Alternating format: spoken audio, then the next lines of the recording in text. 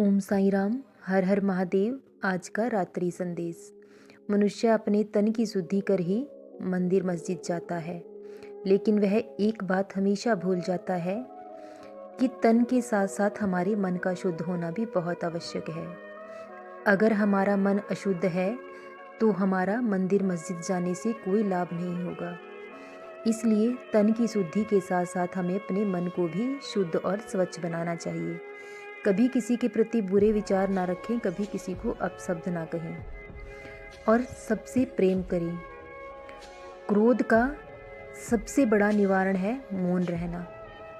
अगर कभी कभी क्रोध हावी हो जाए तो आप मौन हो जाएं, लेकिन कभी किसी को अपशब्द ना कहें, क्योंकि जब क्रोध चला जाता है तो हमें पछतावे के अलावा कुछ भी नहीं मिलता है।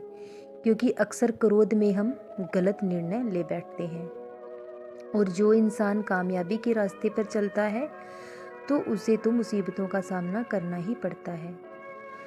कोई भी कामयाबी इतनी आसानी से नहीं मिलती, और जैसे सूरज भी धीरे धीरे कर उदय होता है, उसी तरह धैर्य और तपस्या और त्याग जिस इंसान के पास है तो एक दिन उसे कामयाबी अवश्य मिलती है।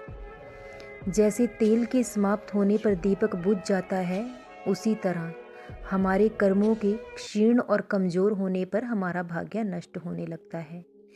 क्योंकि कर्म ही प्रधान है, यह कर्मलोक है और हम अपने कर्मों से कभी बच नहीं सकते। इसलिए सदैव अच्छे कर्म करें, सबसे प्रेम करें, कभी किसी का बुरा ना करें।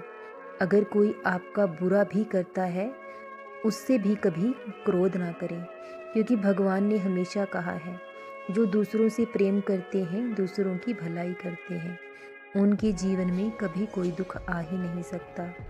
इसलिए आप अपने कर्मों पर ध्यान दें। जहाँ हम भगवान की पूजा करते हैं, हमें लगता है कि भगवान वहीं रहते हैं, लेकिन जहाँ लोग पाप करते हैं, भगवान तो वहाँ भी रहते हैं। इसलिए उनसे हमारा कोई भी कर्म छुप नहीं सकता है।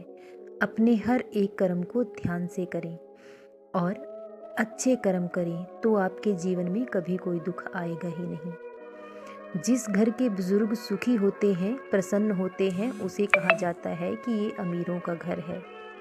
कभी कभी हमें उनकी बातें बुरी लगती हैं, क्योंकि उनकी और हमारी सोच में अंतर है, लेकिन वो जो भी चाहते हैं हमारी भलाई के लिए चाहते हैं। इसलिए अपने घर के बुजुर्गों का हमेशा सम्मान करें। अगर आप पूजा पाठ भी करते हैं और आपके घर के बुजुर्ग दुखी हैं, तो ऐसी पूजा पाठ से आपको कोई लाभ नहीं होगा। भले ही आप मंदिर मस्जिद ना जाएं, लेकिन अपने हर कर्तव्य, हर जिम्मेदारी को सही ढंग से निभाएं, तो यही आपकी सच्ची पूजा और सच्ची भक्ति हो जाएगी। जो इंसान अपने हर कर्तव्य को अच्छे ढंग से निभाता है, हर जिम्मेदारी को अच्छे ढंग से निभाता है, भगवान उससे सदैव प्रसन्न रहते हैं। ऐसे इंसान के जीवन में कभी कोई दुख आ ही नहीं सकता। सदा जपते रहें ओम साईं राम। हमेशा हमें ओम साईं राम का जाप करते रहना चाहिए। सोते जागते उठते बैठते ओम साईं राम का जाप करते रहें, तो आपके जीवन में कभी कोई दुख आएगा ही नहीं। सदा खुश रहें, सदा जपते रहें ओम साईं राम। हर हर महादेव। शुभ रात्रि मेरे बच्चों।